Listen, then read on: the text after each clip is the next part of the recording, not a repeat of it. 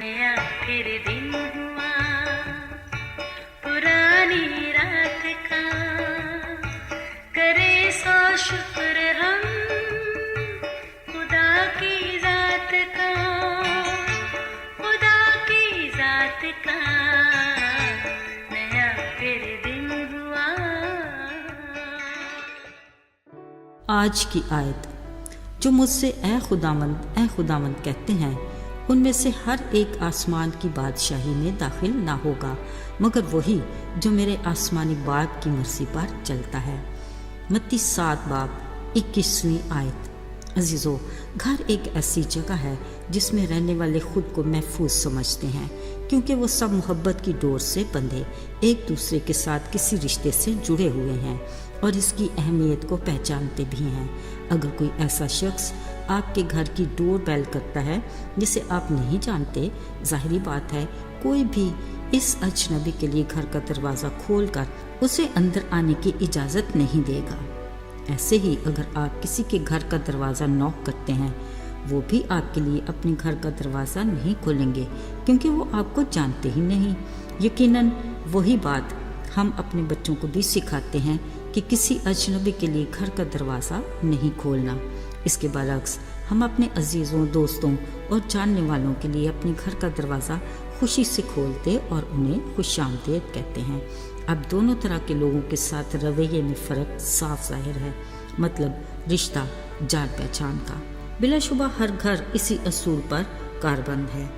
अजीज़ों, कलाम मुक़द्दस के मुताबिक आसमानी बादशाही का दरवाज़ा खुलने या ना खुलने के लिए भी जान पहचान का असूल कार फरमा है।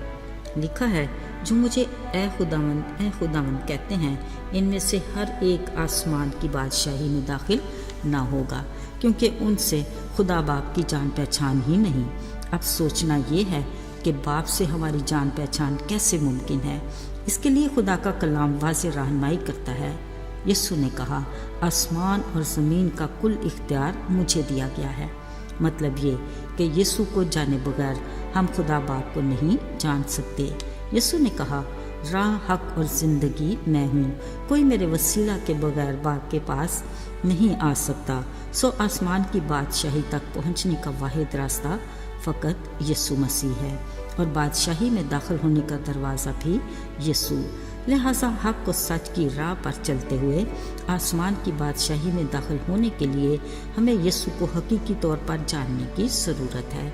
याद रहे, जब इंसान गुनाह का मर्तकब हुआ, इसी के बायस उसका खालिक खुदा से रफ़ाकत का सिलसिला टूट गया और बाप के नाम को जलाल देने का मकसद भी ज़ाइल हो गया। खुदा से रफ़ाकत को बहाल करने और उस खालिक खुदा के नाम को जलाल देने के मकसद को दोबारा हासिल करने के लिए गुनाहगार इंसान की गुनाह से रिहाई ज़रूरी थी, जिसके लिए खुदा बाप ने पाक और बेऐब कुर्बानी देने का वादा किया, जिसके लिए उसने अपने इकलौते बेटे यीशु का इंतखाब किया। खुदा के इस बरे ने मुकर्रर वक्त पर हमारी दुनिया में आकर दुनिया के गुनाह उठा लिए। फिर जिस गुनाहगार ने भी अपने गुनाह का इकरार करके यीशु के सलीबी कुफारे को कबूल किया, उसने उन्हें खुदा के फरजंद बनने का हक बख्शा और उन्हें हमेशा की ज़िंदगी का वारिस बनाया। अजीज़ों, हमेशा की ज़िंदगी का वारिस वो ईमानदार हैं जिनके लिए यीशु ने कहा, अगर कोई मेरे पीछे आना चाहे, अपनी खुदी से इनकार करे और अपनी सलीब उठाए और मेरे पीछे हो ले। यीशु चाहता है कि जिस तरह उसने अपने पैदा होने से सलीब उठाने और जी उठने तक बाप की मर्ज़ी को पूरा किया, उसी तरह उसके लोग उसके बाप की मर्ज़ी को पूरा करें, ताकि वो इस रास्ते पर चलते हुए आसमानी मकाम यानी खुदा की बादशाही में दाखिल हो सकें। जिस तरह नजात के काम की तकमील के लिए यीशु ने अपने बाप से फरमाबरदारी की, इसी तरह यीशु भी अपने लोगों के लिए फरमाबरदारी की तवक्को रखता है। फिर ही आसमान की बादशाही का दरवाज़ा खुल सकता है। मुमकिन तब ही है जब खुदा के लोग अपने बाप को हकीकी तौर पर जानेंगे और उसकी मर्ज़ी पर चलेंगे। अज़ीज़ व खुदा का कलाम वक्त से पहले हमें ख़बरदार करता है कि कौन आसमान की बादशाही में दाखिल नहीं हो सकता, ताकि हम कलाम की रोशनी में ख़ुद को परख कर अपनी इस्लाह कर सकें। शायद हम अपनी रूहानी ज़िंदगी से मुतमईन हों اور سوچتے ہوں کہ ہم تو روزے بھی رکھتے ہیں، دایکی دیتے اور حکموں پر عمل بھی کرتے ہیں، مگر یسوع نے کہا تجھ میں ایک چیز کی کمی ہے۔ اس بارے خدا کا کلام بالکل واضح ہے، لکھا ہے ایک دن بتیرے مجھ سے کہیں گے اے خداوند کیا ہم نے تیرے نام سے نبوت نہیں کی، بدروحوں کو نہیں نکالا اور تیرے نام سے بہت سے معجزے نہیں دکھائے؟ اس وقت میں ان سے صاف کہوں گا کہ میری تم سے واقفیت نہ تھی، آئے بدکارو میرے پاس سے چلے جاؤ۔ عزیزو، قابل غور بات ہے، کیا یہ سب کچھ خدا کے نام کی قدرت سے نہیں ہوا؟ پھر کس چیز کی کمی ہے؟ یہ کہ خدا باپ کی مرضی پر نہیں چلے۔ عزیزو، جب ہم جو اس کے فرزند ہیں اپنے باپ کی مرضی پر نہیں چلتے اور اس کی وفاداری نہیں کرتے تو پھر کیا رشتہ اور کیسی رفاقت اور باپ سے کیسی واقفیت؟ عزیزو، آج کلام کے یہ الفاظ ہم مسیحوں کے لیے وارننگ ہے۔ یاد رہے وہ ہمارے ظاہری کاموں کو نہیں بلکہ دل کی عاجزی، فروتنی اور حلیمی کو دیکھتا ہے۔